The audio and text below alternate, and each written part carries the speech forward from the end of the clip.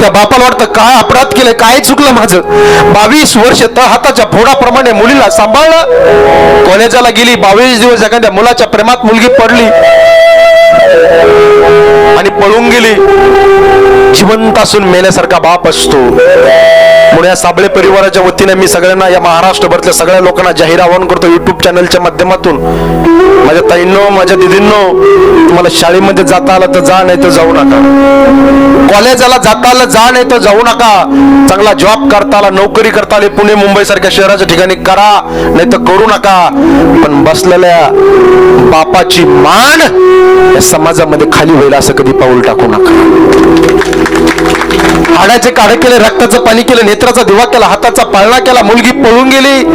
कोपऱ्यामध्ये जेवत नाही तो बाप, डसडसा रडतो बाप, गुराढोरासारखा बाप रडतो, अंधारामध्ये शेताच्या बंधावर जाऊन एकटाच रडतो.